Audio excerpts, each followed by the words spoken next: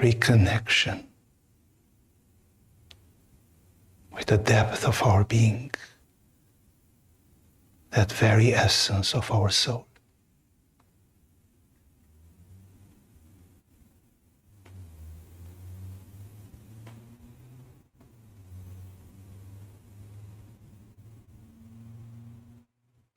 Asking, who am I?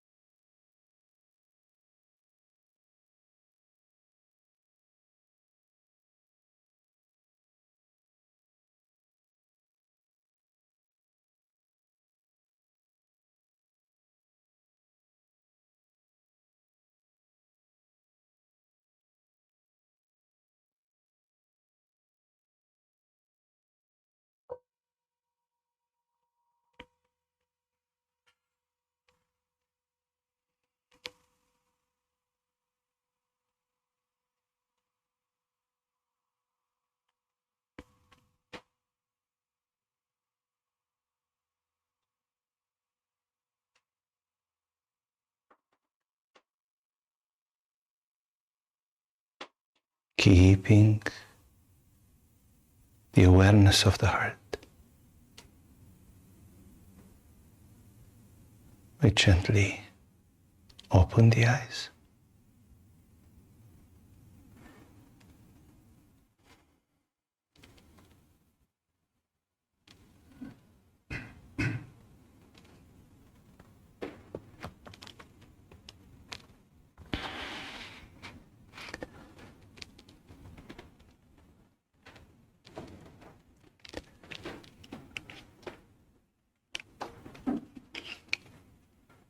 We will continue to speak about the 7 nafs, the stages in the development of human soul, according to the Sufi tradition. Why we are doing this? Because in the Sufi tradition there is a very profound wisdom related to the exploration of the spiritual heart, and they refer to these stages in the development of our soul. And it would be very useful for us to acknowledge such stages and also to know, therefore, at what level we are, so to objectify ourselves and to see what other possible levels of consciousness or ways of understanding the world would be. And we are going to speak about all the possible remedies for transformation, for healing our soul. But today we are mostly focused on the main method used in the Sufi tradition. So, of course, we have Hridaya meditation, the self-inquiry, which is the most direct approach. Here we will see that there is something quite close to it. It's still different, but can be a very profound inspiration for us. So today we are going to speak about the divine qualities, about these divine names. Before, I will just remind you the 7 stages of the soul, just naming them: the tyrannical self, the regretful self, the inspired self, the serene self, the pleased self, the pleasing self, and the pure self, the perfect one. And you remember last time we spoke about the 99 names of God, the 99 attributes of the divine according to the Sufi tradition. And this is a image of these 99 names of God. This reminds us of maybe of the table of the elements of Mendeleev, the tables of chemical elements. But I made this connection not randomly, because as we can speak about these elements as the constituents of the material world, as the fundamental aspects of the physical world, defining this world of quantity and different elements that are there, physical elements. In a similar way, we can say we have the divine qualities in a world of qualities, these names of the divine, like beauty, compassion, illumination, generosity, all such qualities are like the elements of a different kind of world, a world of qualities. So, according to the Sufi tradition, so I'm going to mention the Sufi philosophy regarding these divine names. According to the Sufi tradition, reality possesses divine qualities or attributes. All material existence manifests these qualities, but the qualities exist prior to this manifestation in material form. So the qualities are causes of this. We may refer in yoga as this causal realm, the realm of archetypes. So we can refer to this quality world like beauty, love, compassion, peace, sweetness, majesty, generosity, which are like the elements, exactly as the normal elements were in the Mendeleev table. These are like the elements in a world of quality, inside and outside. So they are dimensions of our soul, yes, and then they are equally dimensions of the world we perceive, or the way in which we perceive the world. No, they are not just common attributes like we would describe an object having a color or another, but in this case they have a soteriological messianic quality, which means they save us. They are energies that can bring us back to the source, to the essence. So this uplifting function, so they are there to uplift the soul of a human being. In yoga and tantric tradition, we speak about anugraha, Shakti, the energy of grace. We have Vilaya, Shakti, the energy of illusion, Maya. We are used to speak about the veils of Maya. And the opposite energy, so the energy that takes away the veils or helps us to come closer to the divine, is Anugraha, grace, that can manifest in many, many ways. And the names of the divine, or these divine qualities, are simply expressions of Anugraha, of grace. And we'll see in what way.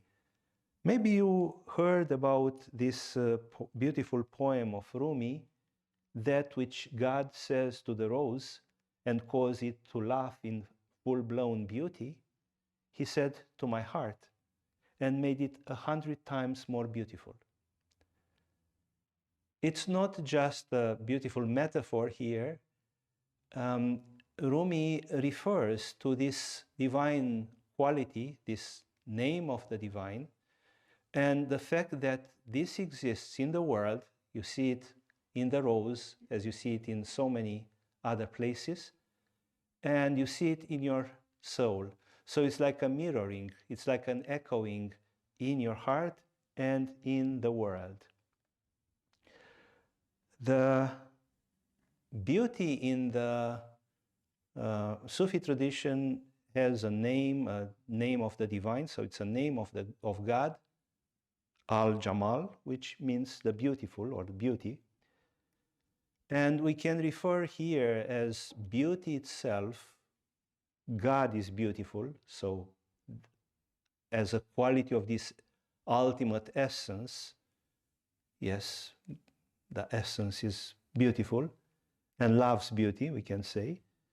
And then we have Al-Jamal, mostly the divine name in relationship with the grace of the divine essence. So when we feel, let's say, in our heart a state of grace, that will be the beauty and grace of the divine essence that exists in us. So this is Al-Jamal, that beauty that you can feel, unconditional beauty. So a beauty which is not related to a form. It's just a deep sense of beauty. Maybe you experienced already in meditation a sense of harmony, a sense of beauty that is there. From there, so for example, after a meditation, it happened for people after meditation to go and look around and see so much beauty, and tears would come like just looking at a flower. So that sense of beauty echoes in the world. That would be referred mostly as Al-Jamil, even though often Al-Jamal means both beauty outside and beauty inside. Al-Jamil is divine beauty in manifestation. So in a rose, in something like an object, but it reaches absolutely everything, even related to this psychological domain.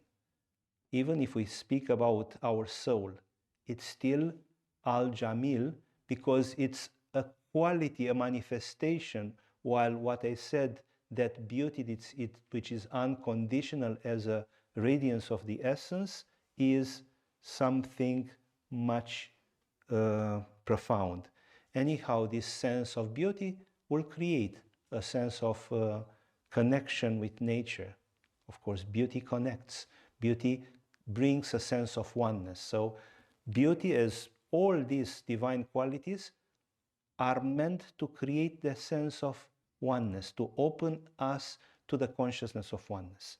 They are means through which we come to the consciousness of oneness. In the Oriental tradition, we have Lakshmi. In the Vedic approach, in the Tantric tradition, we have from Dasha Mahavidyas, these 10 cosmic wisdoms, mostly Tripura Sundari and Kamalatmika. There is a statement of Dostoevsky, beauty will save the world. And definitely Dostoevsky was not referring just to aesthetic, physical beauty or just the forms associated with beauty. But beauty in its essence, yes, can save the world. There is a hope there.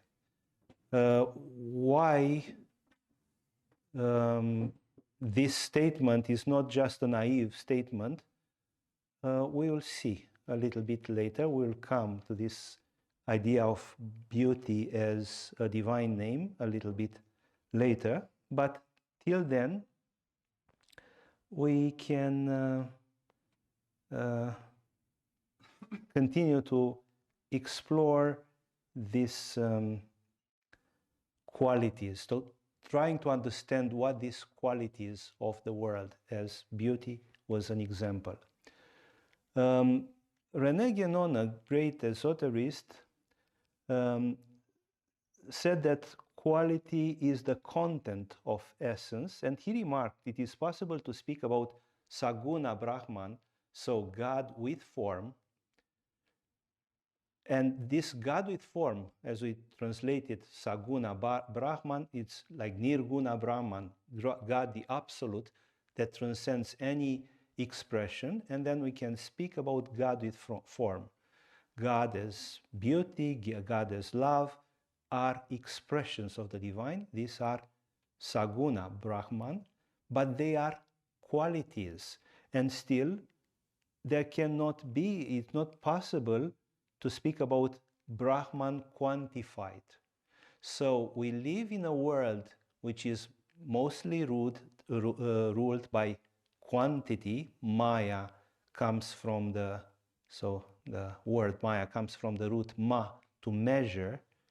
So we put things in boxes, and this very much analytical mind is a functioning of the mind, an instrument of our being through which we can understand in a quantity way, in the quantitative level, which is mostly at the horizontal level, but we are missing this capacity of, or ignoring, better said, this capacity of related to something that is uplifting in a vertical dimension, and that would be the world of qualities. So a world of qualities, yes, a word of love, or word of compassion, of authentic friendship, of truthfulness. See this as not just nice qualities, but as qualities rooted in that which all these are pointing to. So they are all bringing that power of unification. And maybe this is very special fragrance of the Sufi tradition and of the Islam, pointing to the fact again and again that all these are unifying to that same ultimate reality. Now, there is this affirmation that the names, this is in the Sufi tradition, the names are neither identical nor distinct from the essence. So again, the essence is like Atman, or the Brahman, that ultimate essence. No? But then the names, like qualities, even infinity, eternity, they are attributes. Already, it's something we refer to. That essence is beyond any way of figuring with the mind or imagining things. No, it's beyond any name. So that ultimate reality, let's name it the essence, and then we have the names or these attributes. Whenever we will want to refer to whatever is uplifting for us, we will use some attributes, no? Referring to God, we will use attributes. But these attributes, which are, you see, identified with the names here, we can say that are not identical with the essence, so it are not totally the essence, but at the same time are not distinct from the essence, in the sense that they are all rooted ultimately there. So we started with that example of beauty just for us to understand. It's like saying the beauty is neither identical but not distinct with God. Let's say God in that ultimate sense. So speaking about the these names and all this domain, we can refer to a cosmic divine creativity that is overflowing with these divine qualities. They manifest eventually in the material form, in different forms, with a purpose to save us. It's a telos. In Greek, telos means the ultimate purpose of something. So there is an ultimate purpose of honoring these qualities that are existing. And this is to save us, to reveal that ultimate essence. Now, because our being is both an inner and outer world, or having these both dimensions and living in an inner domain and in an outer domain, we can say that the human soul becomes like an instrument of that cosmic creativity. So the human soul can really appreciate and know beauty or any of the divine names or the divine qualities. The soul is therefore the perceiver of these, and it determines our relationship with a thing. So the qualities modify things. The qualities are experienced within ourselves. And of course, if there is a lot of beauty in our soul, we will be able to see that beauty around. And that in a mystical approach can change the perception tremendously. No? As the Sufis would say, to be drunk inside and sober outside.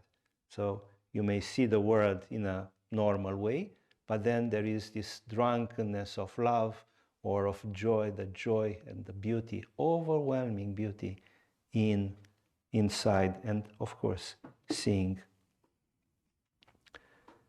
everywhere.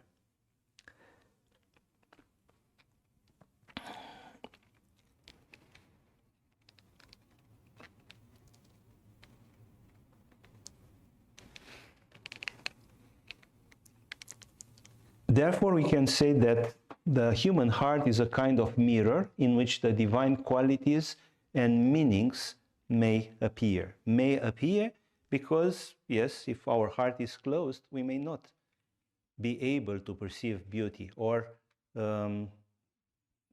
not the whole spectrum of beauty. So these qualities are equally within the heart and within the things that awaken those qualities in our heart, yes? It's like two mirrors facing each other, the heart and the world, while the original reflection or the original light comes from the main source, the essence, or the divine source. Maybe the example, it will be hard for us to visualize two mirrors, but if actually the source of it is another, is something else, is the supreme, the essence. But still, this metaphor of the mirror can help us a lot. Choice resides in one of the mirrors, in the human soul, in the human heart. We can polish or not our heart. Especially in the old time, imagine the mirrors were made by brass, and then they needed to be polished constantly in order to be shining and reflect. So a mirror that is not polished is like a mirror on which dust is there or is rusty, and then it cannot reflect that perfection of the divine in our heart and in the world. So that harmony and beauty of the world will lack that shining meaning because the mirror is not polished, because our heart is not open. Rumi said, "You are the mirror of divine beauty." So you are the mirror of divine beauty refers to this capacity of our soul to reflect that. But again, this is not a theory, and it's not about some abstract ideas. Oh, it's beauty. When you start meditating, evoking beauty, you start with some maybe physical objects that inspire us beauty, but then we can come to so many dimensions of beauty, and then we may come to be overwhelmed by that beauty of the soul. And then you realize you are the mirror of divine beauty. The more the mirror opens, the more that divine beauty, that unlimited beauty, overwhelming inspiration of beauty will be there. So we are this mirror of the beauty. So we can speak about this mirror of our soul, a perfectly polished mirror, speculum is the word for mirror, in which the image that is reflected is both what sees and what is seen. So you see, it's the witness and the one in which things are happening, is the expression of a perfect man or perfect human being. So in the Sufi tradition, the ideal of a human being is this ideal of a being whose heart is a perfect, transparent, or like a perfect, polished mirror that reflects without reactivity what sees and what is seen. That's why any speculative mysticism tries to express this duality, because in that what is seen and what is the seer become one. So this subject and object dissolve because of this purity. Speaking about the states of samadhi, Patanjali, defining even states of samadhi, refer to the same transparency of consciousness or of the mind. So human beings have a capacity to project, therefore, qualities onto things, and everything through significance is happening within us. So a cheap teddy bear of a child would mean a lot for him simply because he projects on that quality of love. So it's the love of his heart, and he loves that toy so much. It's simply like this. And then also when a parent loves her or his child, then it is that love that is awakened and is projected, and that is the whole meaning of the relationship. Rumi said, we are the mirror as well as the face in it. Yes, the reflection and the manifestation. All these are appearing there. So the love itself is a quality that pre-exists in a greater reality upon which both lover and beloved, parent and child depend. Yes? So again, this love is a divine quality and pre-exists. So that is the cause for which suddenly I am falling in love or I feeling love. This I feel clarifies because some people may ask, what is the cause of I am in love, and why is this love possible? Well, in Hridaya we indeed say that love is rooted in that essence, and love is a recognition of God. But here also we can have this vision of the Sufi tradition. We said, well, when you open to love, you open to a name of God, to a divine quality. It is divine. And that's why love is unlimited, and love can lead to perfection. And love is not to be afraid of, and love is not something that is just my personal jealousy, or that I can raise beyond all this simply because it's a quality of love, a divine quality of love that exists and is the source of all this. And then we can say that we live in a universe of love. Is not just love is in the air, which is just an emotion, but love is in the air as God. This is the nuance that can change a lot in our way of referring to this. So we know this through the relationship between our own capacity for feeling love and the objects of our love. So the more we are able to love, And then, of course, we start seeing or feeling love in connection with a person. The same with beauty or with something else. It's our capacity of receiving, and then also the objects.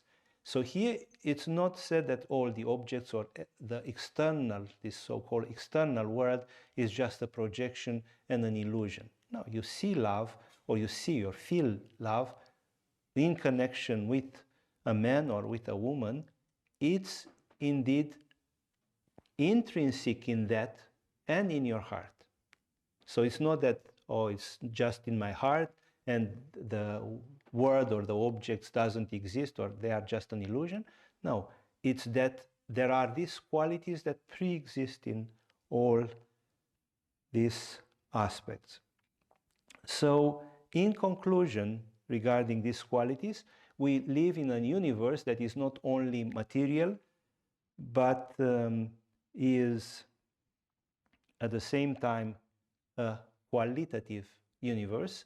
Whenever we focus only on materiality, somehow we don't honor our heart. And that's why the heart becomes unpolished and it's a closed heart, simply because our focus is only on material things and not on the quality of life, of existence. No?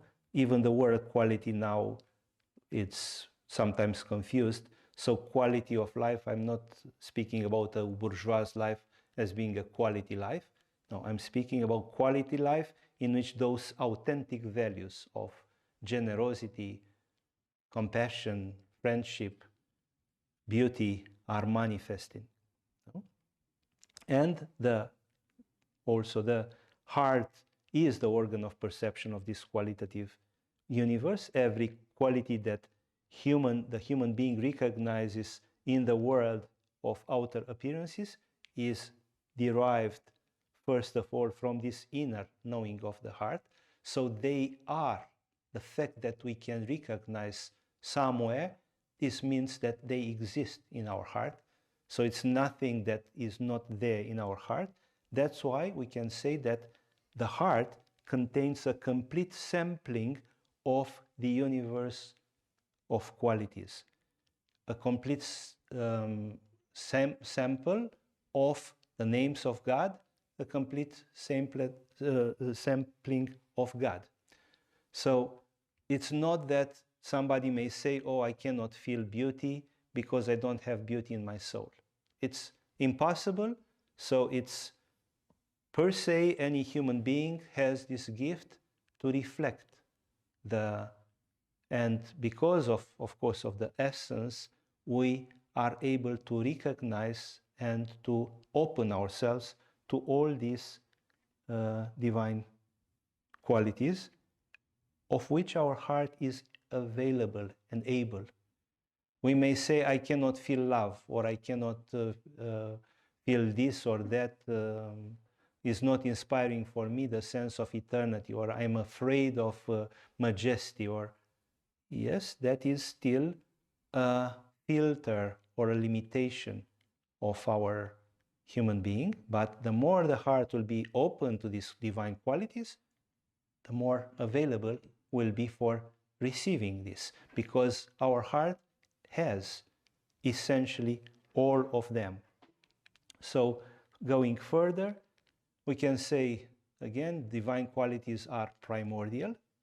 The heart, seen as soul, is the interior mirror, and the objects in the world represents the outer mirror, the mirror that reflects the heart's projections of these divine qualities.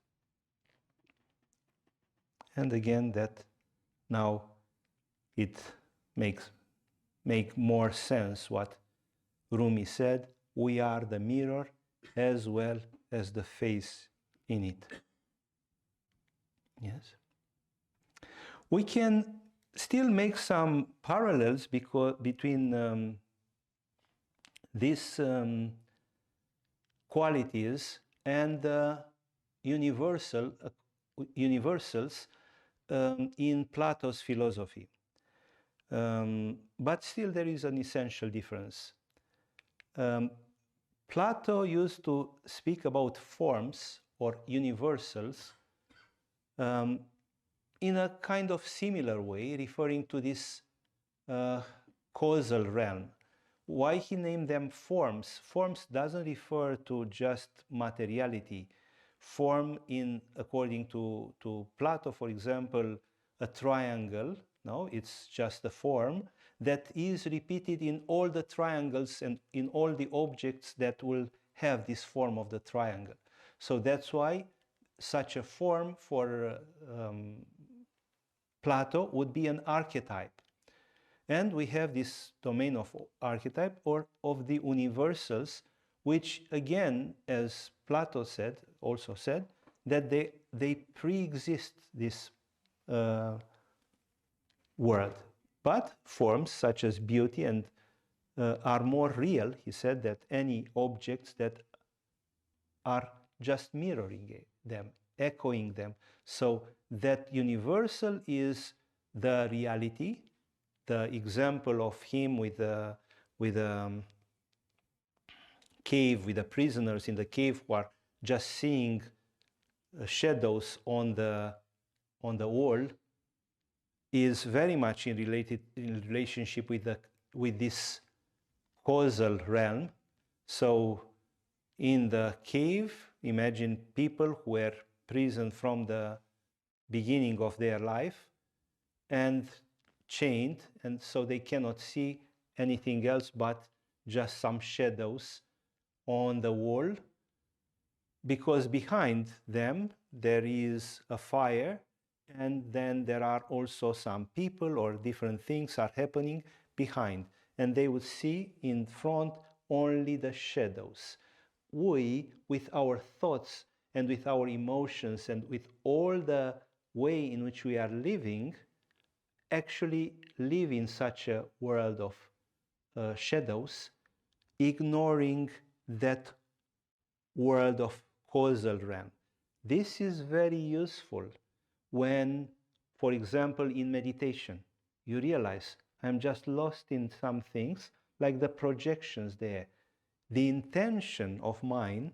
So, for example, you go to with a nice intention, or just you want to meet your lover, and it's that beautiful intention is just love and beauty, but then you just get lost in ego stories and worries or whatever, and the whole meeting, let's say, is compromised. The intention, the initial intention of meeting was that causal aspiration for love, but then the actual situation is just like those projections of different particular personal stories. So coming to that purity of intention, coming to those qualities of the heart and honoring them is like looking for a clarity of the heart. We speak so much about developing Ajna chakra, clarity of mind, but what about the clarity of the heart? The clarity of the heart should be equally a very important concept for us, because it's a clarity of this consciousness opened to divine qualities. So I am having a clear heart when I'm not going to make compromises, no, in terms of honesty or in terms of these divine qualities. So I am honoring them. That would be the clarity of the heart, and that would be now living or honoring this causal realm of the universals, as Plato said. They are timeless and unchanging, he said. Physical things are in a constant change of condition, but these archetypes like beauty or any form, archetypal form, would be timeless. They are aspatial, so transcendent to space, and atemporal, transcendent to time. They are non-physical. They are also non-mental, so are not just in the mind, they are extra-mental. Perfect and unchanging representations of objects and their characteristics. This is how Plato presented that, which in a way corresponds with this vision of the divine names, just one essential difference, that these appear as being like separate entities. These forms, now beauty is separate from any other quality, while in the Sufi tradition, in Islam, all of them are deeply rooted and inseparable through that divine reality. So they are not separate entities, but they are all expressions of the same oneness. So it's a difference between saying, and then it's not the archetypes the Sufi tradition is speaking about is not that archetype of the triangle, that there are all triangles. This is not an uplifting idea. No, that yes, indeed, there is a triangle as the form of all the other forms, which is eternal and so on. Whenever form will be, triangles would exist. They are just evoking or representing a reflection of that archetypal triangle or form. That is irrelevant because they are not really uplifting the human soul. But all these divine qualities, they can raise and save our human soul. Plato, even in Phaedrus, he speaks about the place. He refers to, for example, to the world of forms as a pristine region above the surface of the earth, or a place beyond heaven, in a different place, he says.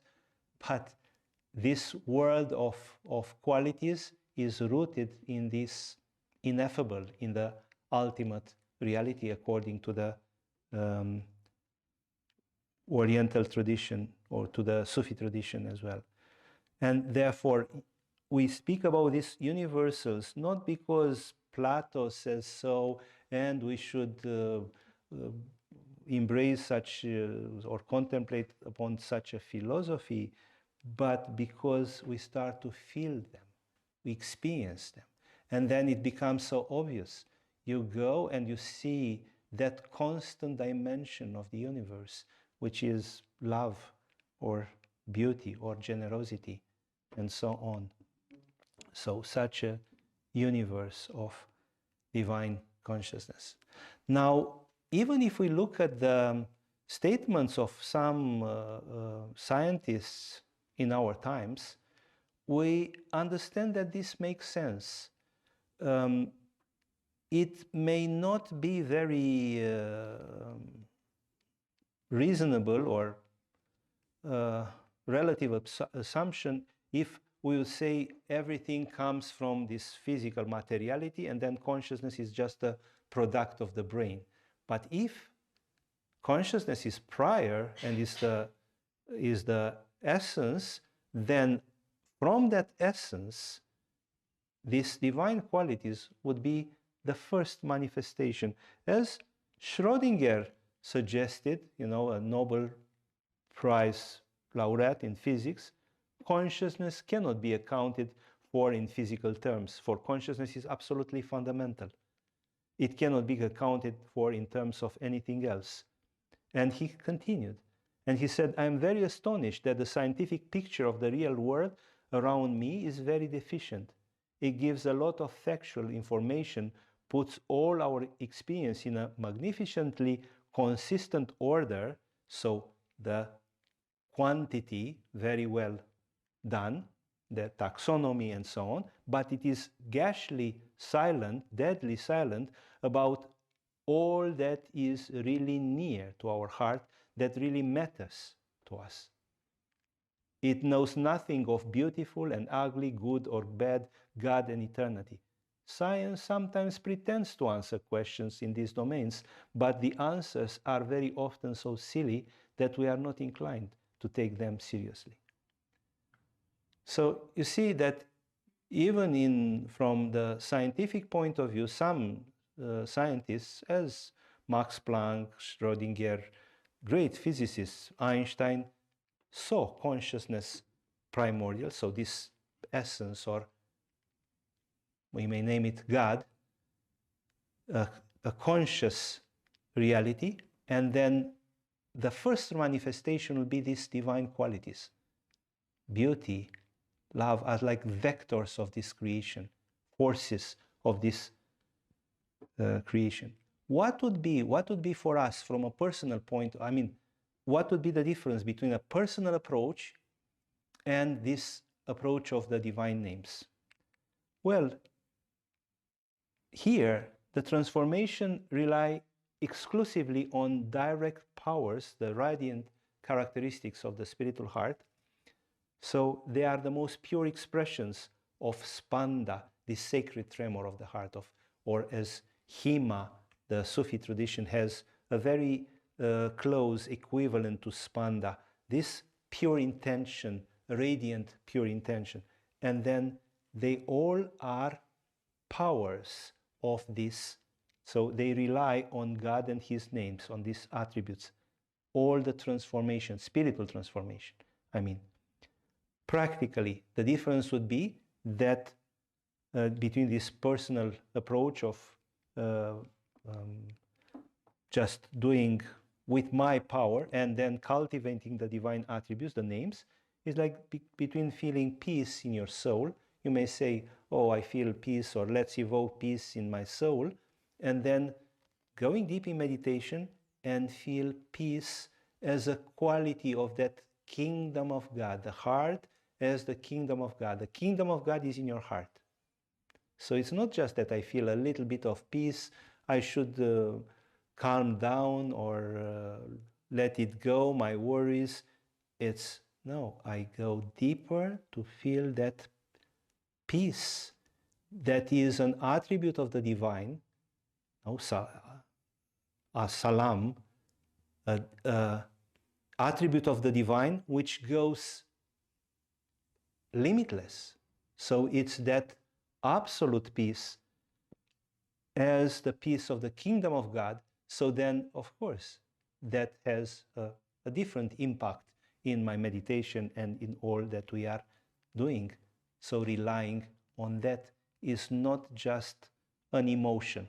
It's not anymore a personal emotion. It's something much more than that. And then, of course, we can see how a personal emotion can lead to that universal divine echo. So you start from personal sense of beauty or in connection with an object. As we will see, we'll have a meditation in the end related to that. So speaking about this, even though we are not going to speak about Sufism or Islam and the Islam religion, it's not a secularization of the names, so no, we don't take that essence, speaking about them and referring just to some qualities, but we are having a contemplation directly from the heart, so from the essence, freed from the religious context, and still referring to the essence, still referring to whatever you may name to name it, Allah or God or the essence. So the essence is beyond religions, as Ibn Arabi also mentioned, and many, many mystics mentioned. As Ibn Arabi said, my heart holds within it every form. It has a pasture for gazelles and a monastery for Christian monks. There is a temple for idol worshippers and a holy shrine for pilgrims. There is a table of the Torah and the book of the Quran. I follow the religion of love and go whichever way his camel leads me. This is the true faith. This is the true religion. So he was speaking about this essence, and he was very clear. When all religions will recognize that essence and will refer only to that essence, then there is no point in a struggle or in a fight. No? We all honor the same essence. It's only when we go at lower levels and we identify with lower aspects, then the differentiation is coming. So from that perspective of the essence and that pure radiance of those divine qualities coming from spanda, or the sacred tremor of the heart. You know, we said that spanda is that vibration in which somehow all the emotions are absorbed, or from where any personal emotion expands, but is this para spanda, supreme spanda, is a divine quality. No? And we are going to refer to this. Now, meditating on the divine names is like unlocking the powers of our heart, of God, the power of the divine. This is what we are going to do. The names are doorways to the divine. By being aware of them, we acknowledge, on the one hand, the quality itself, purity, love, beauty, majesty, or whatever, and on the second hand, its divine nature, that God is revealed through them, that in that quality is rooted in perfection, so it can go, it's bottomless. Love is bottomless. Freedom is bottomless. Generosity is bottomless. Why? Because they are rooted in that essence. This is maybe very, very clearly expressed in the, more clear than anywhere else in the Sufi tradition. Of course, a similar approach we find in the Tantric tradition when we speak especially about Dasha Mahavidya, about these 10 great cosmic wisdoms. This Vidya means in Sanskrit knowledge or clarity or higher learning.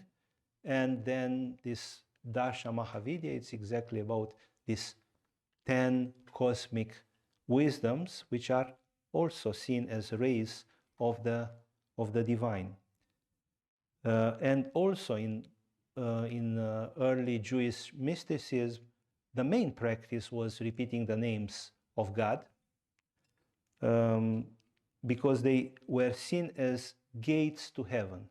So they were unlocking this mystical state. So you would repeat beauty or grace or generosity, and that becomes a gate to heaven. Even though they would say even just tears can do this. Simple tears could open the gates as well. So, for example, purity is not just a common feature, but recovers its absolute divine significance. Try to meditate on purity. I confess that this whole domain of the Sufi tradition is not my lifetime passion. Of course, is yoga, but I started meditating on these qualities, each name. And sometimes you may be surprised how profound something goes. Because, for example, purity. Yes, you can look at purity and then you can compare. There are thoughts, or there are still the purity may not be complete in your being, or referring to some moral aspects or whatever. So you can take purity at a personal level, and then still you can love purity, like adoring Virgin Mary is a way of honoring purity. And then even further, beyond any representation, is just this depth of purity. Light is purity. When you are dissolved into light, when you dissolve into light of consciousness, is this depth of purity. Dissolving into depth of beauty is purity. So they somehow mix with each other. But it's such a journey, each of these names or each of these qualities. And it's like a way of polishing different dimensions of our soul. So we can see our heart also like a mirror, or like a diamond with many, many faces. And it's like we are polishing each of them whenever we start contemplating such divine names, which maybe till now we didn't taken into account too much, or we didn't explore all their potentialities. So they are, we can say, also vectors of divine creation, having them as universal imprints. The heart, through this schema, through this spanda, creates and appreciates a divine universe. It's like we start seeing the world because all that was polished in our heart. So we can speak about a level of consciousness, a degree of faith that we come to by acknowledging divine qualities. So it's a deep faith, and all this is a transmission of faith. A faith in purity, a faith in beauty, a faith in generosity, and so on.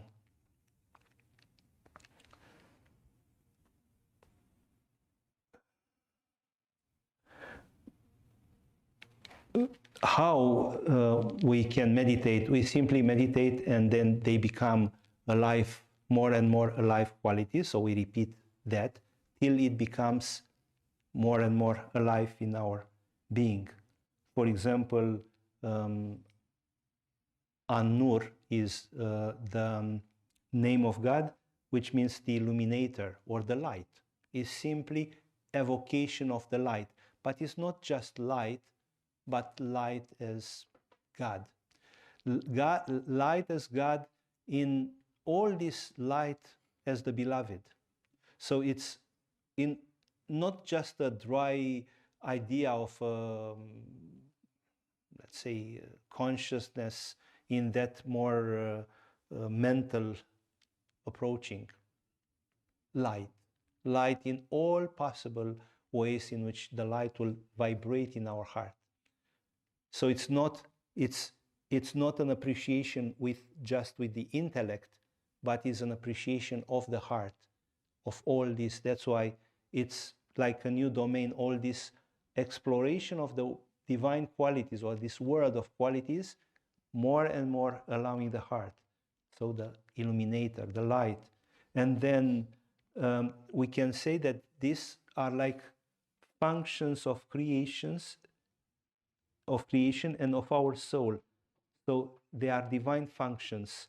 So they bring purity, they bring illumination, they bring, so all this aspect. Al-Quddus is the fourth name, which means purity, and the purifier, or the supreme or absolute purity. And another very interesting name is Al-Jabbar, is the ninth name in classical enumeration of them. Al-Jabbar means the compeller or restorer. May seem a little bit abstract, but actually Al-Jabbar is the one that will reduce everything or bring everything to oneness. So the one that will uplift us and will bring that consciousness of oneness in everything. Is like Ramana, bringing the I feeling back to its source, so unifying. As we will see, Islam is very much about referring to God, to that unifying point of everything. We can say that Atman, or consciousness, the unifying point. And related to this Al-Jabbar, we have the name, the Archangel Gabriel. Archangel Gabriel has the same root as Al-Jabbar. The suffix El, Gabriel, El, like Il or Al, means God. El, like in Hebrew, Emmanuel, it's, for example, one of the names of Jesus. God with us means God with us, and Prophet Isaiah said to Virgin Mary, well, she had, this God with us, seeing the divine manifestation there in potentiality. So Emmanuel, So that El means God in Gabriel. But then this Gibir, God, plus that which brings to origin. So that which brings to God. Gabriel is the one who brings to God. So is the one who recollect or restorer, the compeller to God, to the one. So this is the meaning of Gabriel. And then this Ramana, bringing the I feeling back to its source, it's exactly restoring everything in its original cause, to that original essence, as we speak in our retreats. And then we have Chuang Tzu in Taoism also said, great knowledge sees all in one, small knowledge breaks down into the many. Small knowledge is the knowledge of quantity. The great knowledge is the one that brings us back to that oneness. Ibn Arabi also speaks about this consciousness coming back from thoughts, emotions in the heart as the river of Jesus. And again, we can make this connection between the teachings of Ramana, bringing the I feeling back to its source, and this everything comes back in the heart as the river of Jesus, according to Ibn Arabi. More than this, in the Sufi tradition, maybe you remember even last time when I gave that description of the sheikh in different realms in that journey of in the 7 cities or astral realms of the nafs, of the souls. Then he speaks about his polytheism of the soul. That his disease is the polytheism of the soul. Whenever we get attached by different things, it's like a polytheism. No, polytheism means many gods. So we are adoring, or we are slaves to a desire, another, a pleasure. This is the polytheism of the soul, which is brought back to unity, for example, through this al-Jabar. So the analytic mind is not emphasized, but it's emphasized this unifying aspect of bringing everything to God. No? And in a way, we have this story of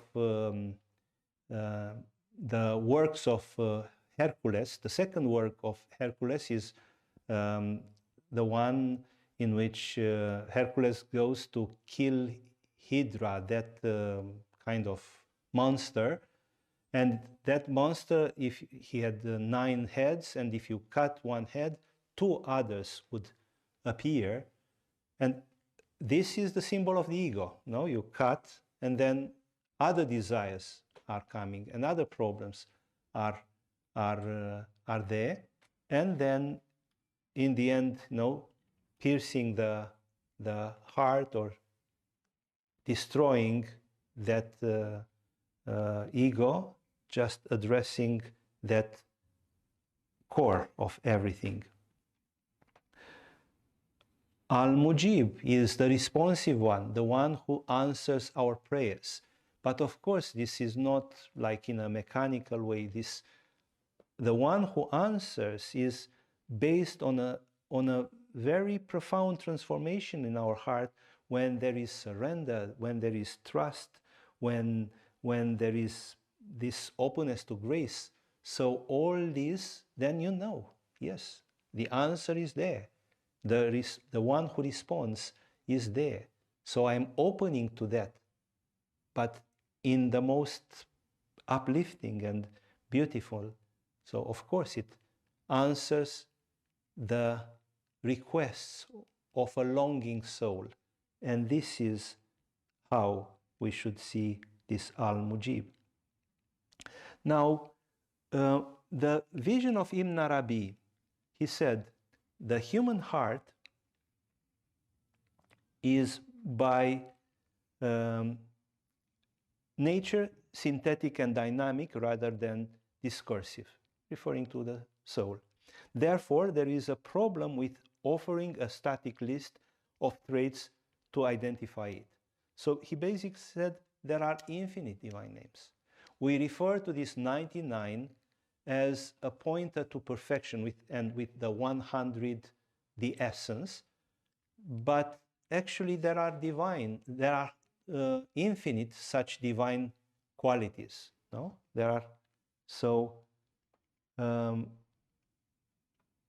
is no limit with this. However, unlike any other name, Allah, he said, is considered the all-comprehensive name, meaning that it is the name that implies all names or attributes within itself. So it's like we say Para-Shakti, the one that contains all the qualities. It may sound a little bit to say Allah is like Para-Shakti, but in connection with this summary of the qualities, indeed is like Spanda, or is like that in which all the names become one. And Allah is the only name that designates the entirety of God's infinite and unlimited reality. There is no other divine name that is all-comprehensive, because every other name denotes a certain aspect of the divine reality and not its totality. Now,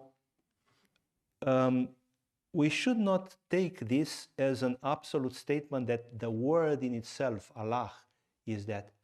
It's like saying in your soul, it's like saying like this: your soul therefore contains all these qualities. In your soul there is perfect beauty, there is divine love, there is divine generosity, and all these beautiful qualities. And all these divine qualities united, they need to have a name. And you put whatever name you want there. How would you name that which unifies all that?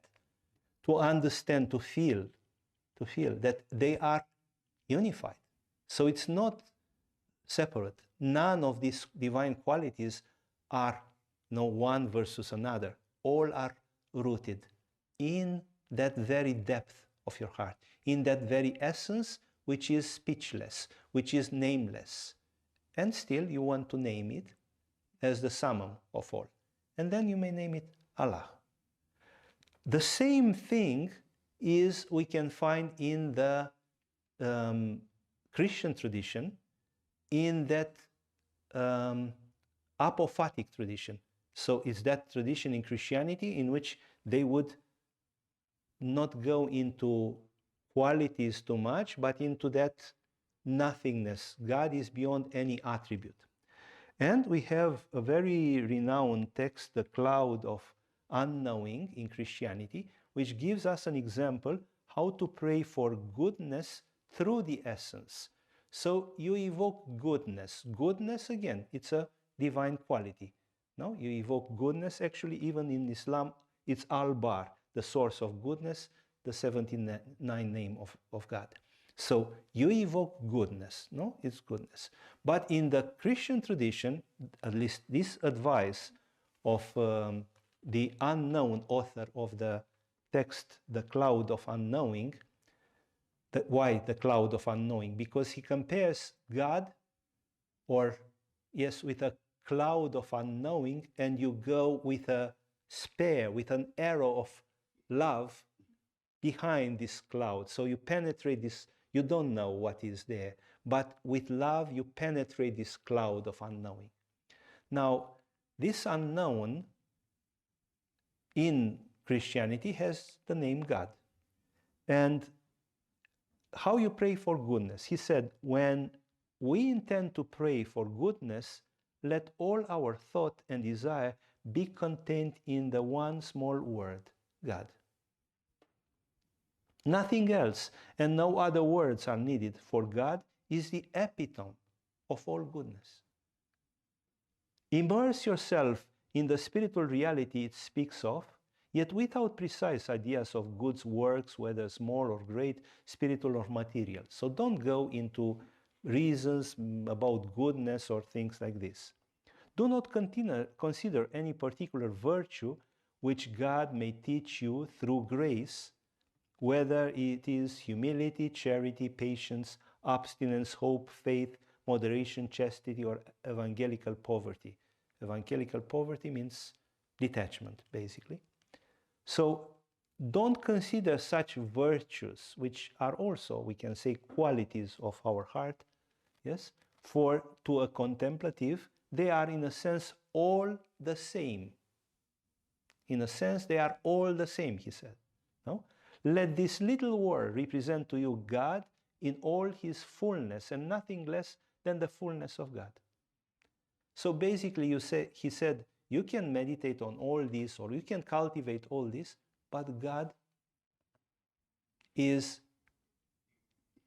the word God, or the evocation of that summum of all this will resolve, will do all of them.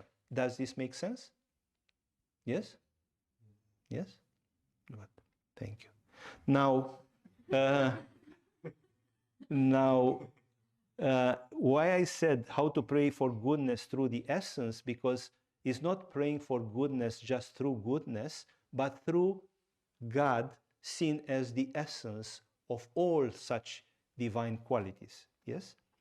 And then also to emphasize that you are taught through grace. So it's not just about our personal effort in that, we also surrender to that divine quality. And then it's not just about me trying to explore and to go as deep in beauty. At a certain point is also the grace of this divine beauty.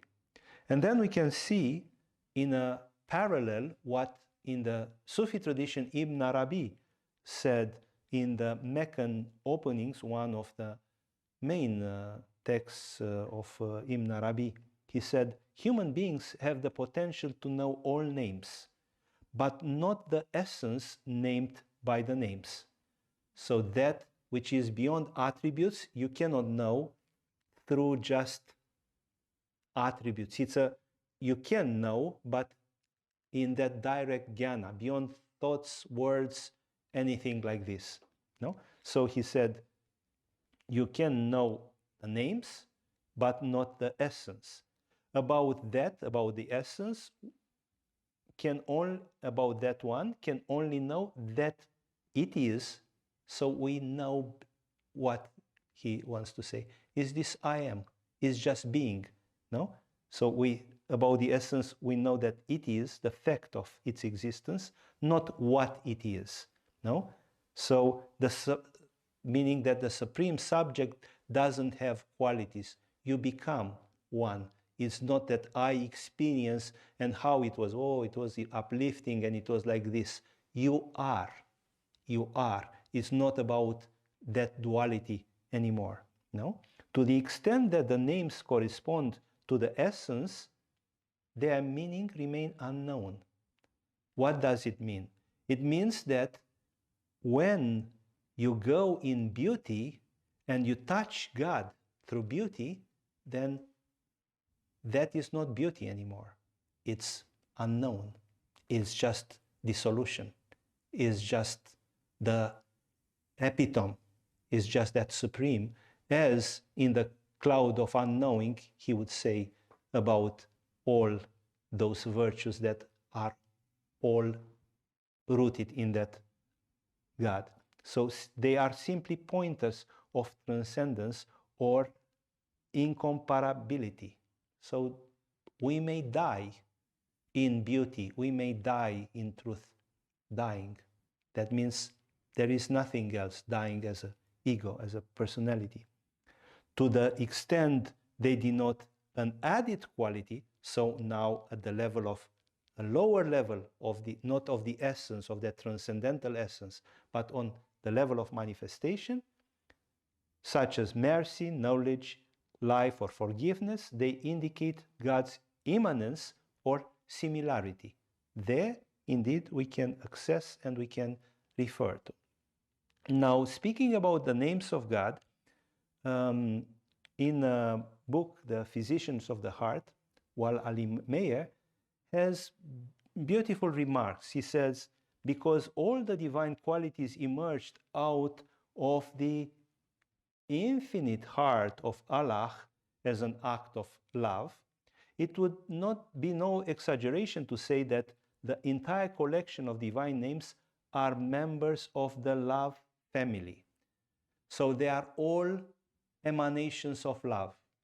They tend to put them in some families. We will clarify this a little bit later. But it's like, that is all. So it's like a family of love. All that has love intrinsic there, present. And there is this beautiful way of tracing the etymology of the word Allah.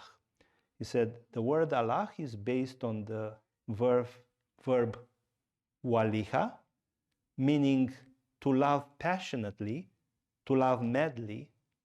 So as Allah is the name of the essence, all the other names are contained in this one word. But this one word, you see, in itself contains this loving passionately, madly.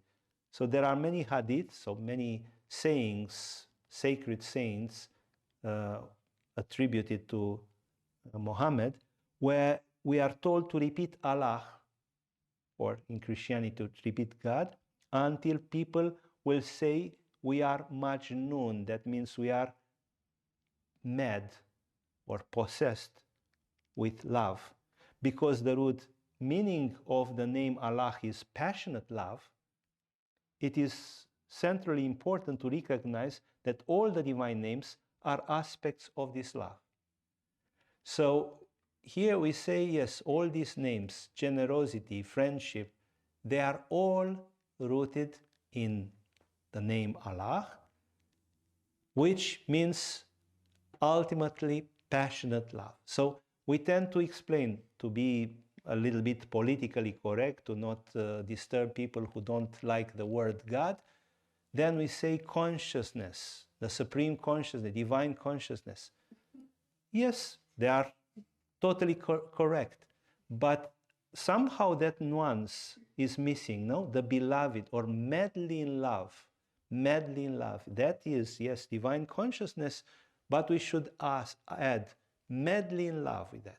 Or the present moment. What is this supreme reality? Is the present, the awareness of the present moment. No, we don't say God, we say the awareness of the present moment.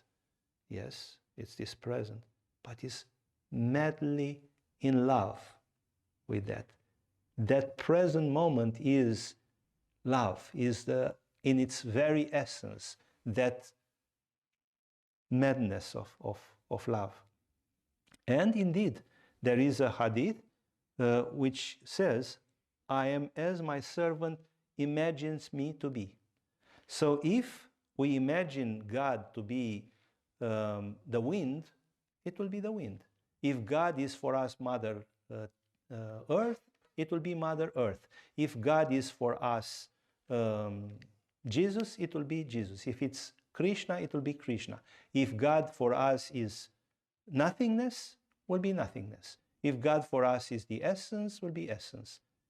And if God is all of this, it will be all of this for us. Now, while I say we should not attach to the word, so it's not, we are not speaking about words, but it's about that essence, still you see such words carry a connotation which should be followed in meditation. So it's like, this God is like saying this word of God means madly in love, divine love there in that. And we'll go in a different etymology of the word Allah, which has these two, I feel that is very fascinating and it's worth to be mentioned, because there are two syllables, Allah, and al is an affirmation, is like saying yes. It is also the definite article in Arabic, the, so the something, no, al something is the definite article there, but it's an affirmation, And on the other hand, La is the negation. So it's a no, no. So it's like saying yes, no.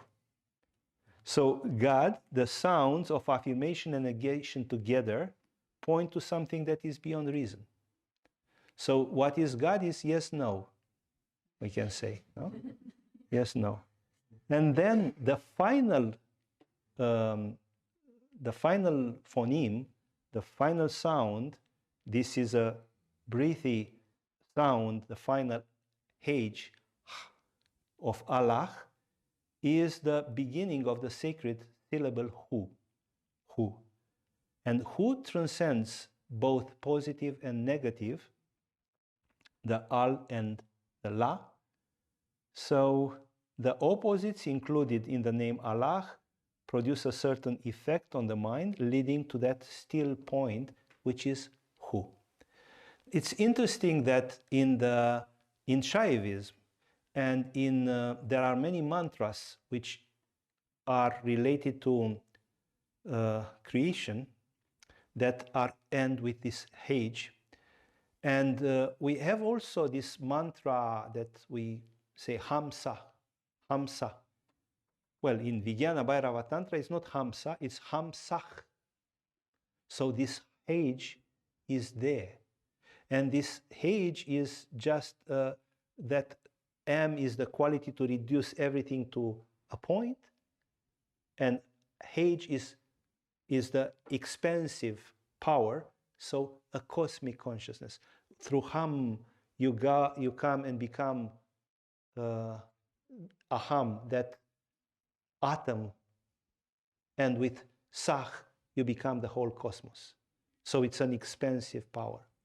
Sometimes in the dhikr, in the prayers, on the sema, in the ceremonies of the Sufis, they would say Allahu, Allahu, and then they would remain with just Hu, Hu, Hu, Hu. So this Hu is a way of evoking that which transcends duality and is that very reality that is beyond, somehow beyond name. It's a way of, it's like blowing upon the ember of the heart. They say they keep the heart alive by saying Hu, Hu.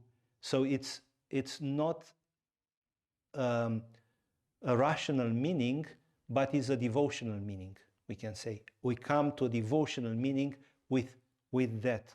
No, it's an aliveness there. It's like you put your heart on fire. We don't need to say this word or to use this, but all these elements are good for us to understand. You know, you integrate there in that essence. You may name it whatever you want, but it's affirmation and negation unified and this sacred point. And then Hu is called, that's why Hu is called the secret of the secret, or the essence of the essence, because it is included unpronounced in the abbreviation form within the name Allah. So Hu as the very essence, or just that H in the end, suggesting that transcendence. Exactly as in Aum we have that Bindu, that is Aum, the connection with the three states of consciousness, wakefulness, dream, and deep sleep, and then something that resonance of the M dissolving into stillness, pointing to Turiya, to that state of transcendence, of liberation. So we can say that in this perspective, Allah or God is presence beyond all affirmation and negation. It includes the negative and the positive, the absence and the presence, the emptiness and the fullness. Allah is an infinite name that both transcends and includes all positive and negative aspects. And then, referring to this, there is a beautiful practice of evoking the name of Allah in the heart. So then they would have the name of Allah in the heart, and then it is said, one writes the name Allah in letters of light and makes an imprint of light in the center of the heart, so that wherever the spiritual aspirant looks and whatever sounds he hears or whatever thoughts arise, all is perceived as coming from and going to Allah. So it's again like bringing the eye feeling back to its source. You may name it Allah, or you can name it a sun of light, of consciousness, or Shiva consciousness, like in, for example, in the Krama tradition, Martanda Kali is connected with this sun of the heart. And then you may see that everything, the senses and the mind are animated by this light of God, and then everything that is perceived points to that light of God and is a remembrance of that light of God. So we can see that we can make many connections, but in the essence is to be able to feel that, not to speculate about this. You may name the name of Allah, or you may just stay with a light in your heart and remember that light, as light of consciousness, is the light in which everything exists, is the beauty, is that divine madness of love. And that is in your heart. And then you look. And this is simply because we honor these divine qualities, simply because we polish our mirror and start looking at the world in a different way, not just as a world of measurements and analytical mind, but a world of qualities. Also, it's very beautiful, since we speak about the heart. In the Arabic, heart means kalb, I mean it's the word for heart, which means fluctuating or turning or changing.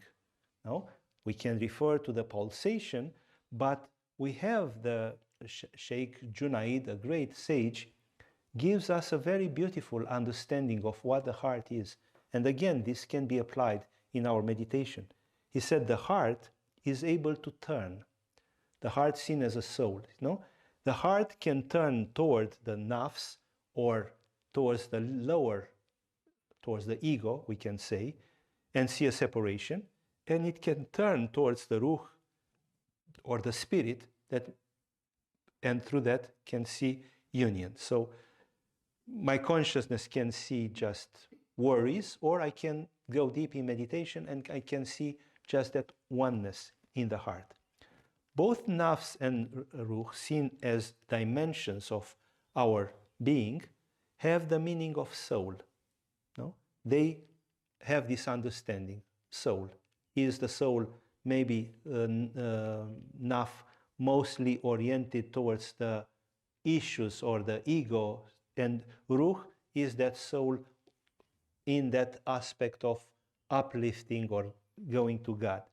But so sometimes they are called the lower soul and the higher soul, but both words mean soul. And then Sheikh Junaid said the beautiful quality of the heart is it can simultaneously look at the separation and union of the soul.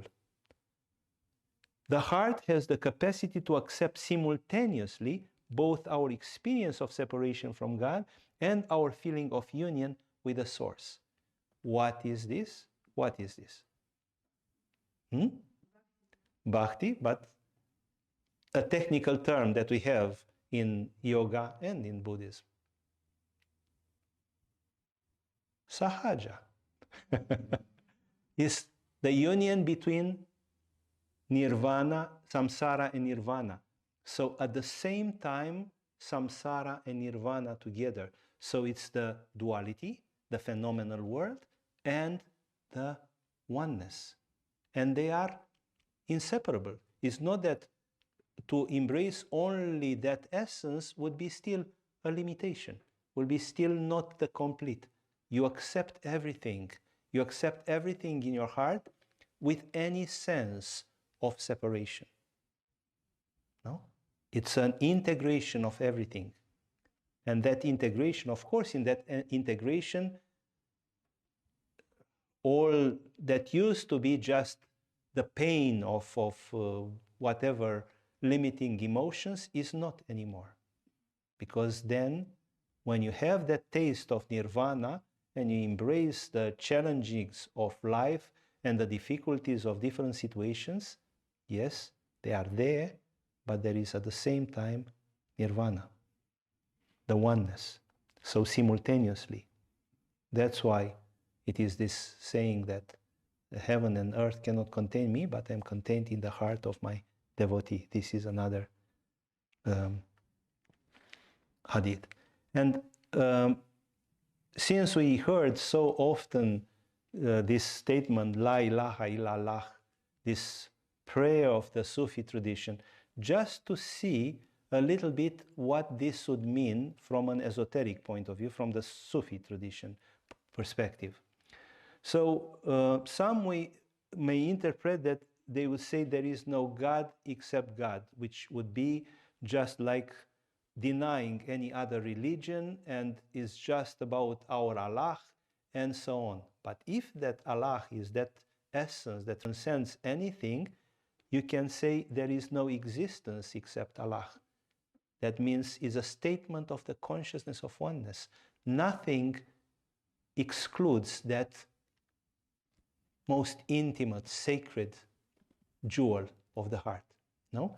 So there is no existence except Allah.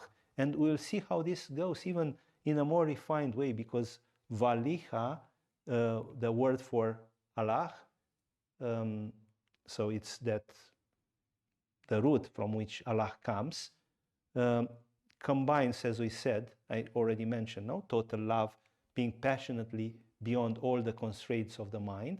So love and transcending mind, this Majnun, this divine love. But then we have also wujud, which is an important concept in Sufism, pure existence.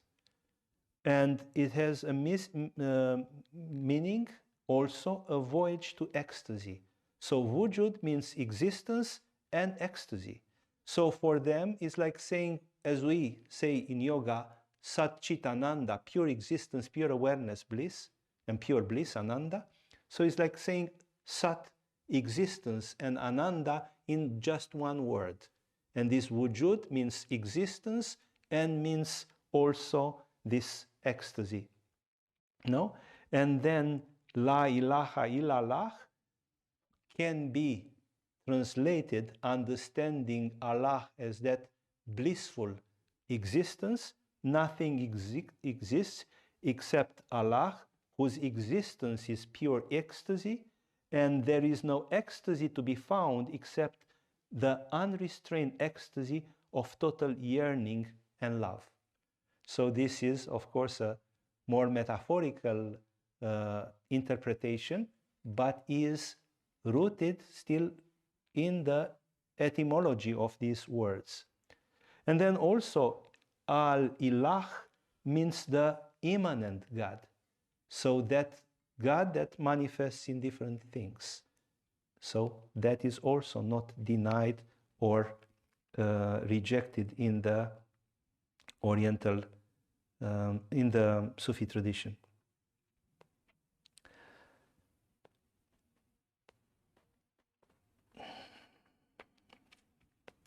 Now we will refer again to beauty, and now maybe makes more clear what we said before, as Dostoevsky said, beauty can save the world.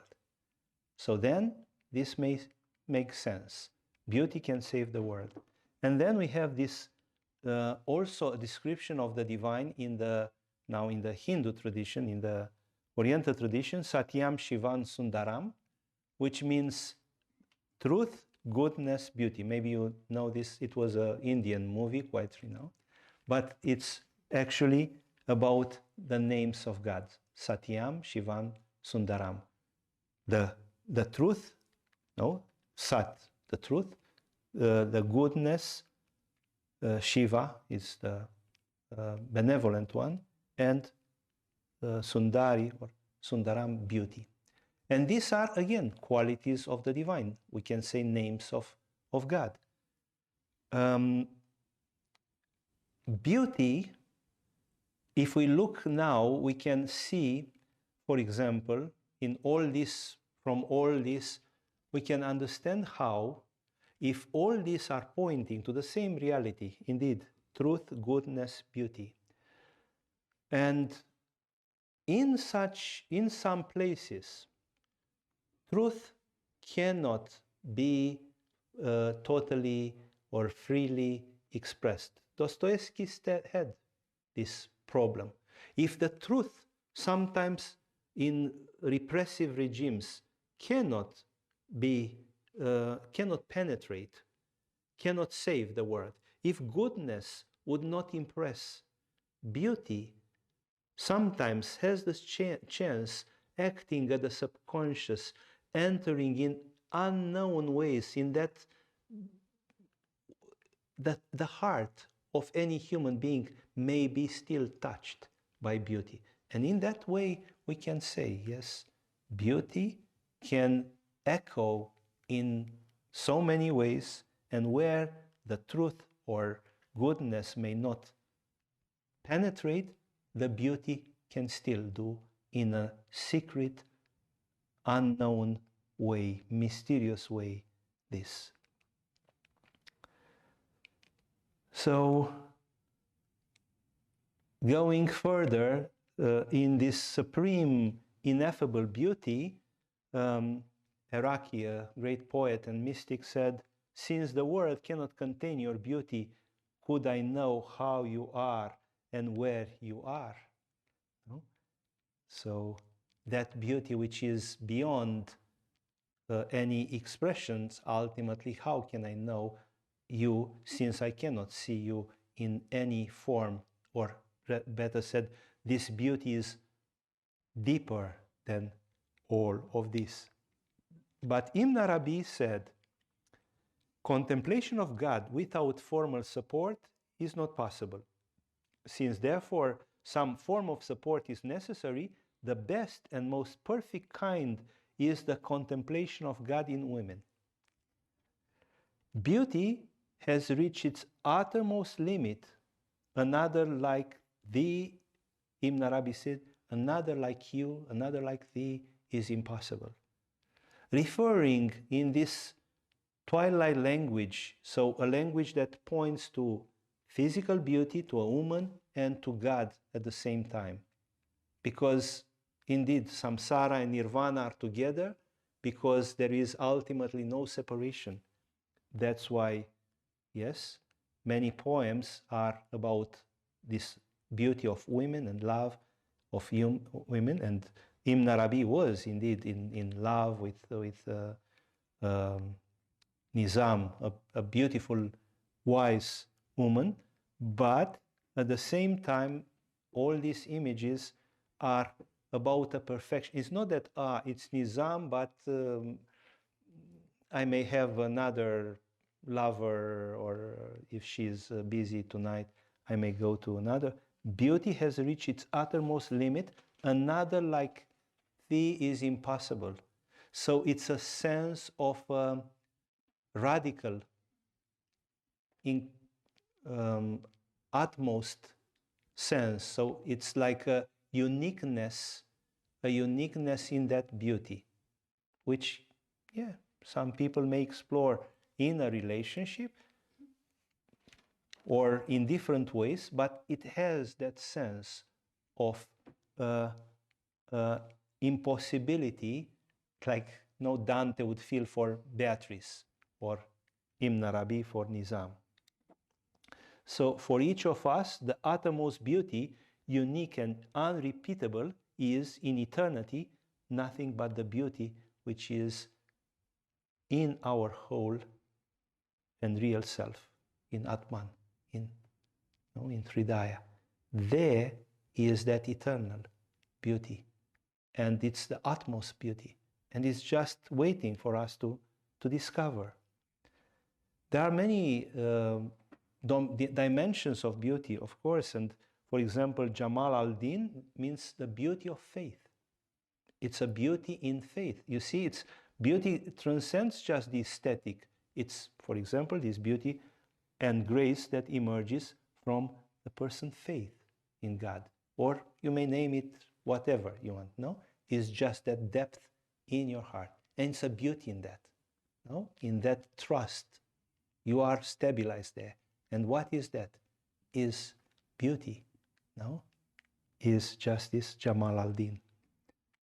No? We can see beauty in women as an expression of that. And Ibn Arabi also said that a veiled woman is like a metaphor or of this hidden beauty of the beloved. So he veils himself from us, and then he reveals to us only in special moments of mystical ecstasy or inner vision. Then we see the naked truth.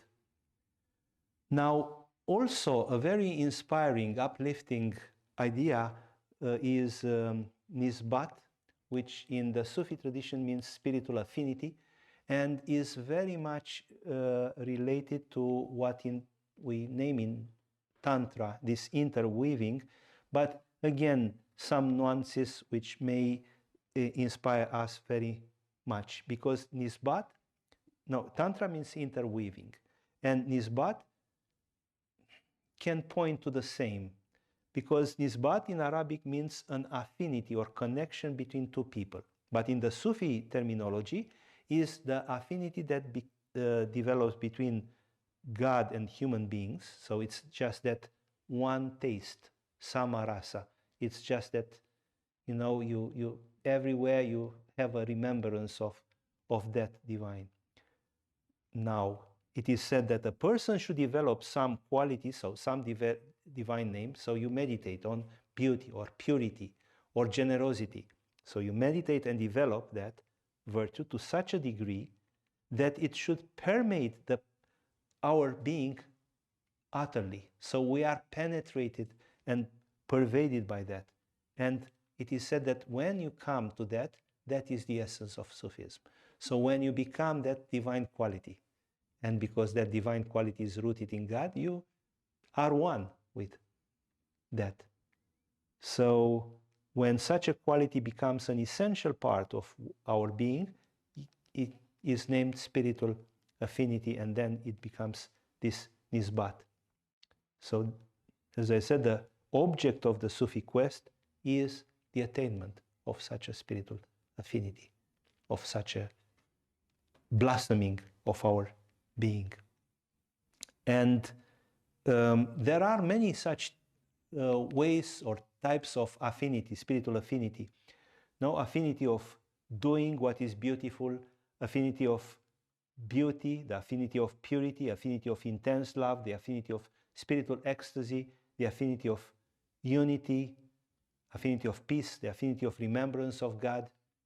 We can live together with some, so like in a community, we can share that, and that will be an isbat. So it's an interweaving when we relate to each other in that. For all of us, this makes sense.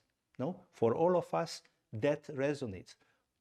There is a poem, and all of us, we are crying out of beauty. And that it will be a spiritual affinity that is happening, this nisbat. There are many forms of such affinity, they say, but these affinities will not be obtained only by our effort. They are coming essentially through grace.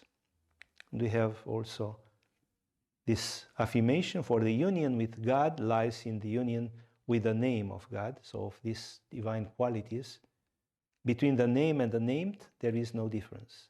So when we dissolve, when that meaning becomes just the stillness of our being, just that love or just that utmost unity, then yes, the meaning or the words dissolve into that stillness of being. Now, I will conclude by giving you a method, a practical technique for meditating on two divine qualities. This practice of meditating on two qualities sometimes is was recommended by Ibn Arabi, but now we will refer to two fundamental qualities on beauty, which is al-Jamal, and of majesty, al-Jalal. They are quite similar in terms of phonetics, al-Jamal and al-Jalal. It's this beauty, divine beauty, and divine majesty. They are not just names of the divine, but they are two essential characteristics of the divine. In the Sufi tradition, all the divine names, so all these 99 names, fall in these two categories. They are either Jamal or Jalal. They are rather express the gentleness or the rigor, either intimacy or awesome. So it's about that, emphasizing mostly the intimacy, the gentleness. That would be Jamal, that beauty, and then Jalal would be just majesty or awe or that fascination. And any name can be in one of these categories. That's why these two names are more than just names. They are like imprints on which everything can be, yes, we can orient all this. So Jalal is the awesome power and force of God. Faced with it, the person feels insignificant, powerless, and Jalal suggests the infinite greatness of God and of us as the essence, while Jamal is God's beauty, faced with which a person falls in love. So beauty, it's also interesting, they say, beauty leads to intimacy and beauty leads to love. And Jamal, it's about this, how tender and intimate God is. Just this beauty attracts us. Now, these two elements, these two Jamal and Jalal, appear in different traditions. For example, in the Sefirot, in the Kabbalistic tradition, we have the 10 Sephirots here, and you see there are two pillars. We tend to compare this with, let's say, Sushumna Nadi, and then those two with Ida and Pingala. So the two pillars are like the polarity, and then you have the center. But here you see these pillars are not just about polarity minus plus yin yang, but are pillars related to severity and mercy, or Jalal and Jamal. And you have this tree of the Sefirot, which is like a similar approach as the chakras, even though also in the, now we're referring to Hebrew tradition, but even there they will say to God, not to their attributes. So always they will say the attention shouldn't be on the Sefirot, but on their source. Why? Because the Sephirots are rays of God. We don't see very well in the chakras like this. We say, it's chakra, manipura, it's this and that. The Sephirots are rays of God. So they are also placed in different places and they are also related to some qualities, attributes, but they are rays, the Sephirot, this etymologically means, no, a ray of the divine, Sephira. And So it's this pillar of severity and pillar of mercy, and this is also related to the pillars of the Temple of Solomon in the Judaism. So it's Joachim and Boaz. You have here G and B. These were taken by Masonic, in the Masonic representations. You'll always see this Joachim and Boaz as in connection with the sun and the moon. So with you see here pater and mater, father and mother, and you see again Boaz and Joachim. But you see, severity, it's interesting, severity is related to the feminine aspect with the moon, and the pillar of mercy is associated with the masculinity. So a little bit different from what we tend to perceive. Anyway, it's just like an introduction to understand that these two tendencies are like two pillars of existence, no? Towards majesty and towards beauty. More than this, Rudolf Otto, Christian theologian, defines God as the mysterium tremendum and fascinans. So the awe-inspiring and fascinating mystery. This is a beautiful definition of God, because it's a mystery before which humanity both trembles and is fascinated, is both repelled, maybe it's not the perfect word, and attracted. So you are tremble in front of that, it's shaking, it's panda there, it's a mystery, is that majesty there, but at the same time you are fascinated. So it's just that beauty and attraction. So again, these two poles that are there, so can appear both wrathful and awe-inspiring, awe-inspiring, al-Jalal, and on the one hand, and gracious and lovable, al-Jamal, on the other. So, and the mystical is experienced as mysterious, awesome, and urgent.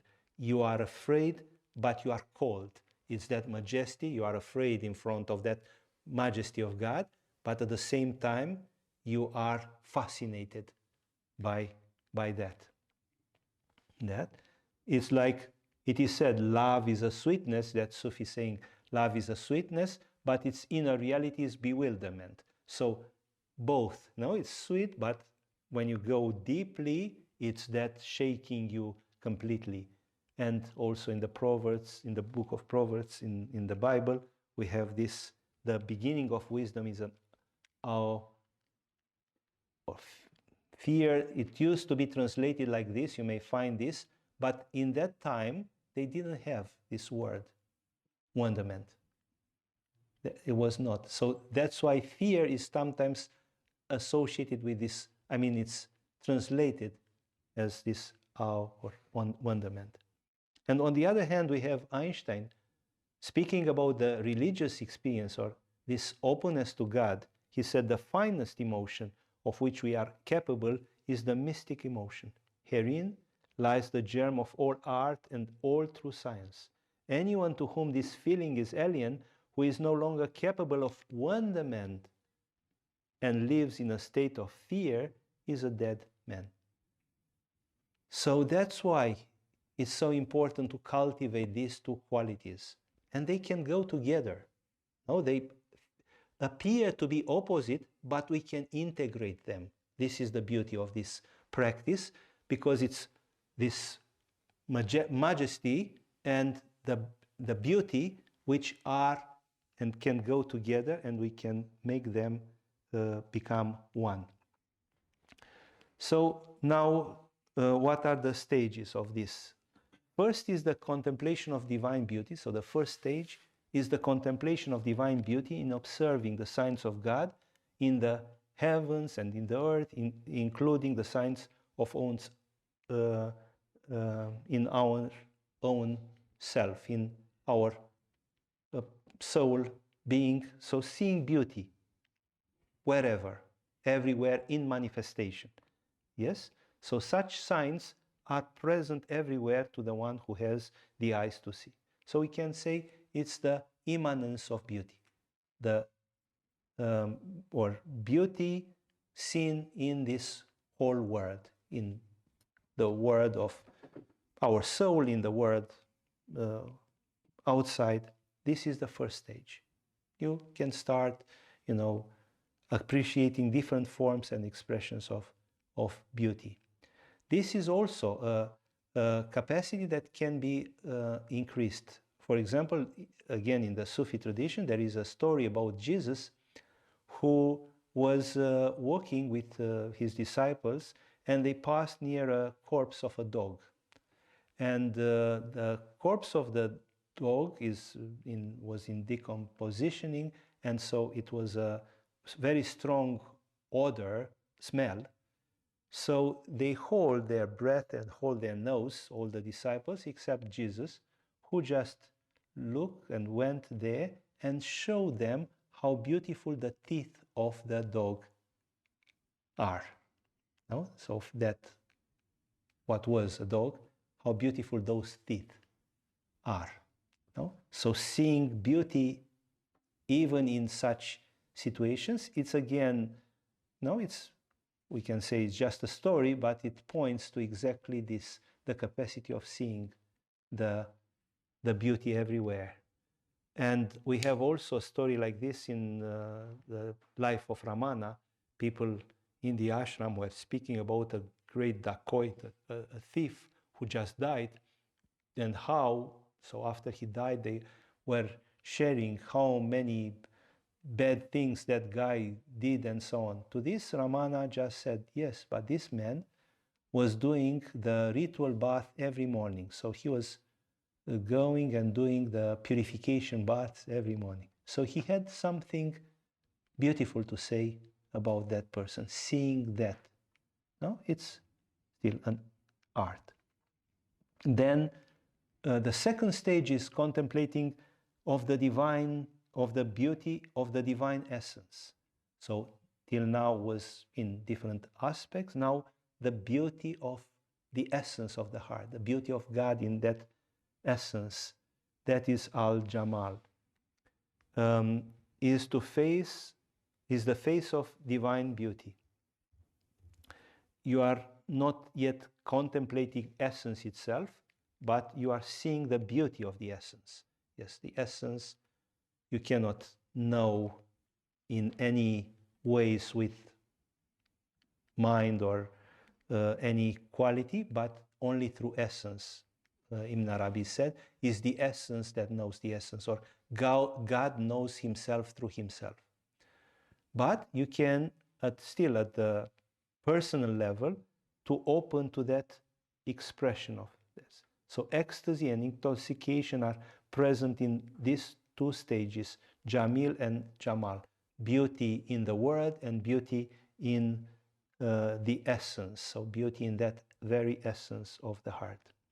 Then the third stage is the active contemplation of the signs of divine majesty or power everywhere.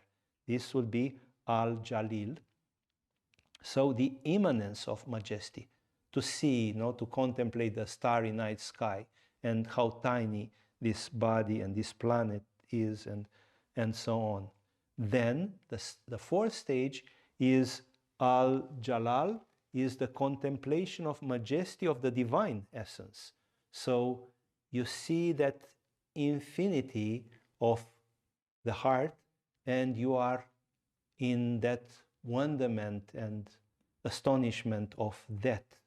Some people in some meditations, I went deep, and then it was just a nothingness, and I got so scared, and so on. That is the majesty of the divine essence.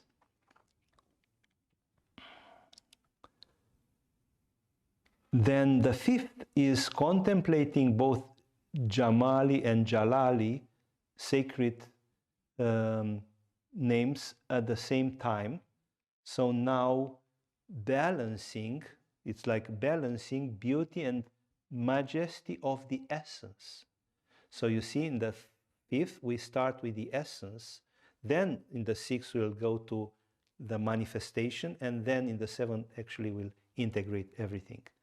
So involves a balancing between divine essence itself without any consideration of the of manifestation. A balancing between what?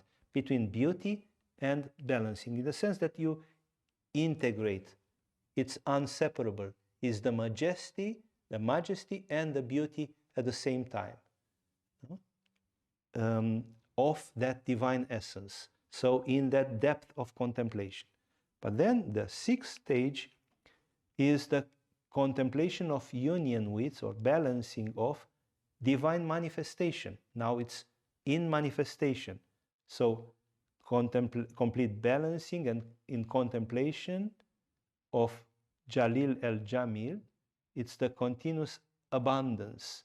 So now it's wonderment in the world and beauty in the world together. Before it was in the essence of our heart, now it's together in the world. No? It's that majesty of the world and the beauty of the world. There is also a story about Moses. It's interesting, somehow this story looks like the story of from Bhagavad Gita in chapter 11, that yoga of the vision of Krishna. Arjuna asks Krishna to reveal himself, and in the end Krishna reveals to Arjuna, and Arjuna is frightened. Is that amazement? So Moses asked God to reveal himself, and Moses said, you cannot see me, you cannot know, I cannot, because you cannot do this. Okay, he said, I cannot see your majesty, but at least show me a sign of it. So this sign would be like this expression of the majesty in the world. And then the story says that God projected that majesty on a mountain that dissolved. So that mountain, in just like like a thunderbolt, sometimes we may hear, you may consider yourself very brave, but stay near a thunderbolt that just is coming. It's such an intensity, or in an intense earthquake or so. No, it's like that intensity that is there. So it is said that God showed that, so a mountain was dissolved into dust, and Moses swooned. So Moses just fainted in just this manifestation. The same, Arjuna was so terrified by fear when Krishna manifests. The story continues that the Bedouins asked Muhammad how much of this majesty of God, of this greatness of God, was manifested when God showed Moses this. And Muhammad said, it's like the moon you see in the finger nail of the small finger. So that, like that, was the amount of the majesty of God that manifested when it was shown to Moses. So just to continue, the union of the seventh step is the union of divine essence in balance of beauty and majesty combined with the union of divine manifestation. So divine essence and divine manifestation, both beauty and majesty, or this wonderment. No, this is named as the union of all unions. So unifies what was described in the fifth and sixth step. No, that balancing now is integrated both in the essence and in the word. To just summarize that, no, just to make it like more technical, no, it's immanent beauty in stage 1, yes. Then is the beauty of the essence. Then in stage 3 is the immanent majesty, no, like the stars and So then is the majesty of the essence in the depth of your heart. Then it's the balance of beauty of the essence and majesty of the essence. So both of them together, balanced, harmonized. And then you harmonized in immanence, beauty and majesty, and then the union of all of them. Now, even though from a, I'd say, intellectual or metaphysical point of view, this may feel inspiring or interesting or whatever, we need to make the first step, no? To start really practicing this, just evoking beauty. Evoking beauty, then the beauty of the heart, evoking the majesty of the heart, both in the heart united, and then in the world, and then everywhere. So this is the practice with these two essential dimensions of any of these qualities. We will conclude now because it's a little bit late, and still we will do, you can start already meditating in this way, contemplating, and we'll start the next satsang with this meditation. And I also want to hear your perspectives or your experiences related to that, how this comes. Are there any questions?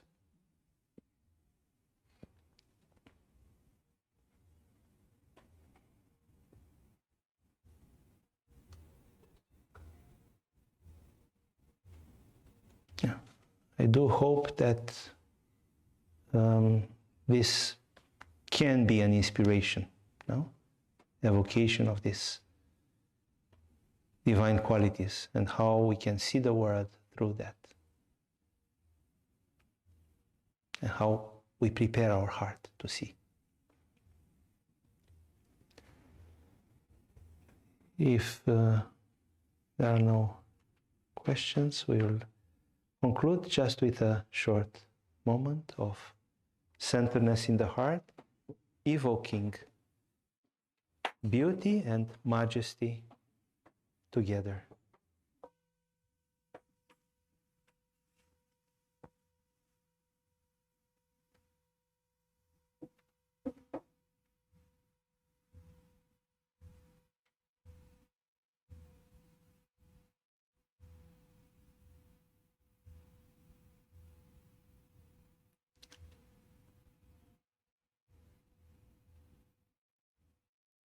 Bring the awareness in the heart.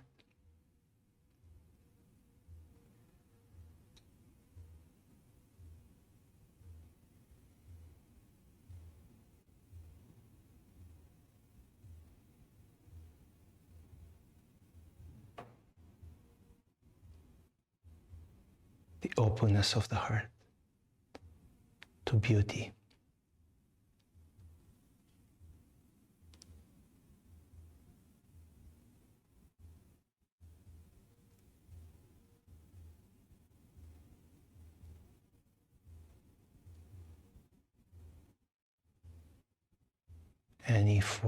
Any expressions, forms of beauty in the world, aesthetic beauty, beauty of friendship, of moral beauty.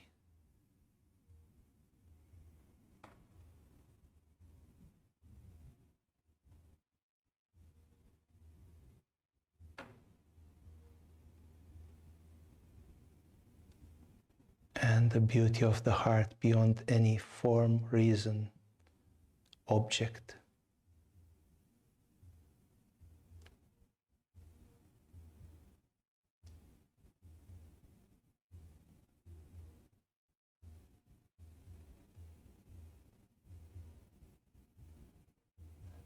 And at the same time, we bring this sense of majesty, infinity, of of the cosmos, of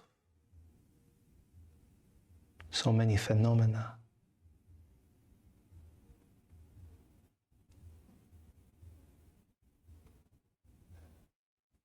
And beyond all such expressions, the majesty of the spiritual heart of that essence.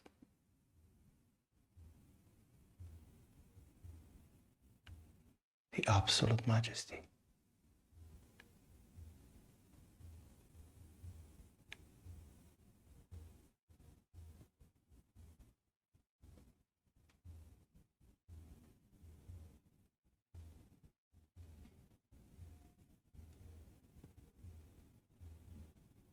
And beauty and majesty unite in the heart,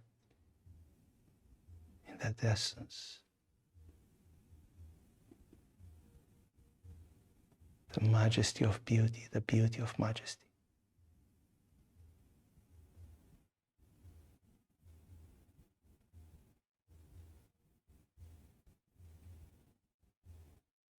And in the world,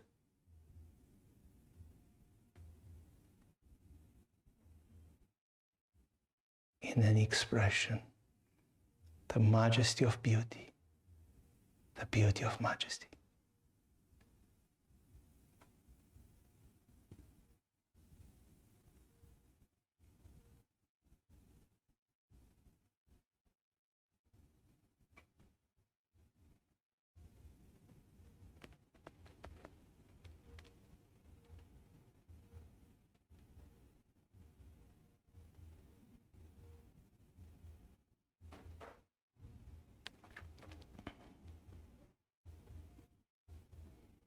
And all together, the beauty of the heart, the majesty of the heart,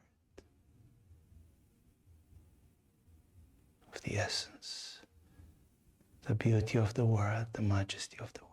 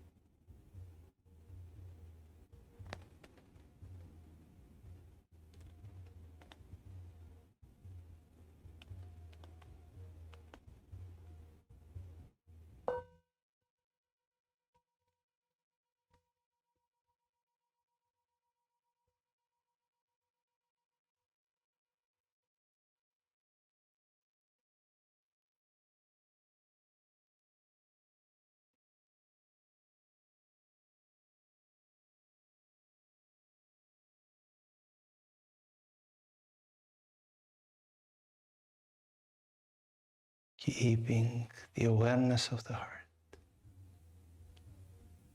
a sense of beauty and majesty.